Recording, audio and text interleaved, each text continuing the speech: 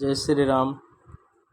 श्री रामचरितमानस के लंका कांड में अंगद जी रावण की सभा से वापस लौटते हैं तो किस प्रकार रावण की सभा का श्री राम जी को वर्णन सुनाते हैं। यहाँ राम अंगद बुलावा, आए चरण पंकज सिरुनावा। यहाँ सुबेल पर्वत पर श्री राम जी ने अंगद को बुलाया। उन्होंने आकर चरण कमलों में सिर नवाया। बड़े अति आदर समीप बैठारी, बोले भी ऐसी कृपाल खरारी। बड़े आदर से उन्हें पास बैठाकर खर के शत्रु कृपालु श्री राम जी हंसकर बोले, बाल तने कौतुक अति मोही, तात सत्य कहूँ पूछूं तो ही। हे बाली के पुत्र, मुझे बड़ा कौतूहल है। हे तात, इसी से मैं तुमसे पूछता हूँ, सत्य कहना। रावण जातु दान को लटीका, भुजे बले अतुल जासु जगली का। जो राक्षस रावण कुल का तिलक है और जिसके अतुलनीय बल की जगत में धाक है, तासु मुकुट तुम चारि चलाए, कहूँ तात कवनी विधि पाए। उसके 4 मुकुट तुमने फेंके, ये तात बताओ तुमने उनको किस प्रकार से पाया। तो अंगद ने कहा, सुनु सर्वज्ञ प्रणत सुखकारी, मुकुट ने होई भूप गुण चारी। हे सर्वज्ञ, हे शरणागत के सुख देने वाले, सुनिए, वे मुकुट नहीं है, वे तो राजा के 4 गुण हैं। साम दान अरुदंड विभेदा, साम दान अरुदंड विभेदा, नृपयोरे बसई नाथ कह वेदा। नाथ वेद कहते हैं कि श्याम, दान, दंड और वेद ये चारों राजा के हृदय में बसते हैं। नीति धर्म के चरण सुहाए, अस जिए जाने नाथ पै आए।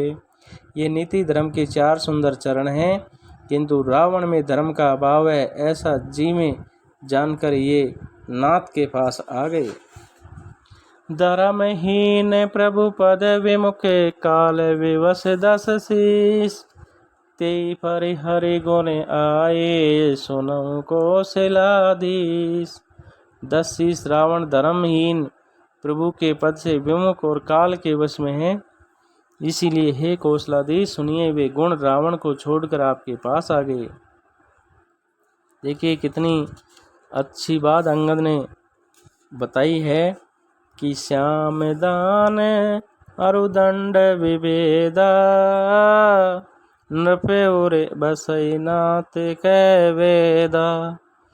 ये नाथ वेद कहते हैं कि श्याम, दान, दंड और भेद ये 4 राजा के हृदय में 4 गुण हैं जो नीति के अनुसार हैं, जो छोड़ के चले आए हैं।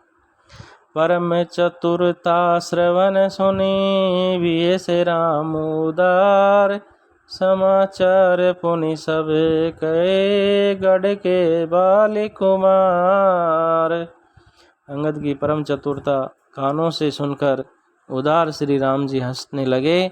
फिर बाली पुत्र ने किले के सब समाचार कहे।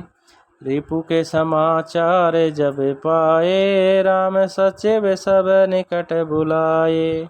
जब शत्रु के समाचार प्राप्त हो गए तब श्री राम जी ने सब मंत्रियों को पास बुलाया और क्या कहा, लंका बाके 4 द्वारा, के विधि लागए करऊं विचारा। लंका के 4 बड़े विकट दरवाजे हैं, उन पर किस तरह आक्रमण किया जाए इस पर विचार करो। तब कपीस रीछे विभीषण, सुमर हृदय देने करे कुलभूषण। तब वानरराज सुग्रीव, ऋक्षपति जामवंत और विभीषण ने हृदय में सूर्य कुल के भूषण श्री रघुनाथ जी का स्मरण किया और कर विचार तिन मंत्र दृढ़ावा जारे, 4 यानी कपि कटुक बनावा।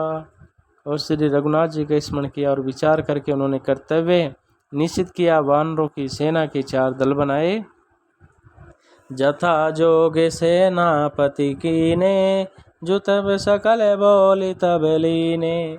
और उनके लिए यथो योग्य सेनापति नियुक्त किए।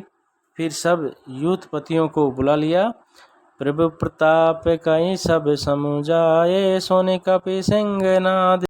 प्रभु प्रताप कई सब समुझाए, सोने कपि सिंहनाद करि धाये। प्रभु का प्रताप कहकर सबको समझाया, जिसे सुनकर वानर सिंह के समान गर्जना करके दौड़े।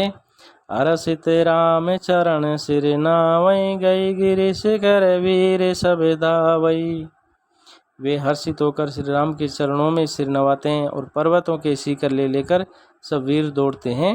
घर जय तर जय भालू कपीसा, घर जय तर जय भालू कपीसा, जय रघुवीर कौशलाधीसा। कौशलाधीश श्री रघुवीर जी की जय हो पुकारते हुए भालू और वानर गरजते और ललकारते हैं। जानत परम दुर्ग अति लंका, प्रभु प्रताप कपि चले असंका।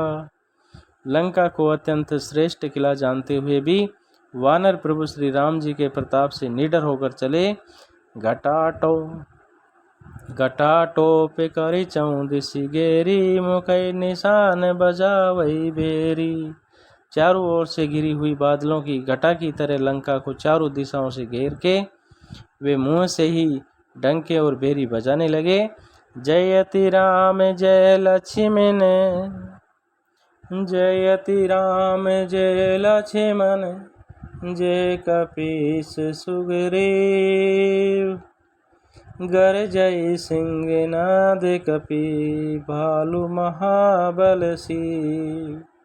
मान बल की सीमा वे वानर भालू सिंह के समान ऊंचे स्वर से राम जी की जय, लक्ष्मण की जय, वानरराज सुग्रीव की जय ऐसी गर्जना करने लगे और इस प्रकार लंका के पास आक्रमण के लिए तैयार हो गए।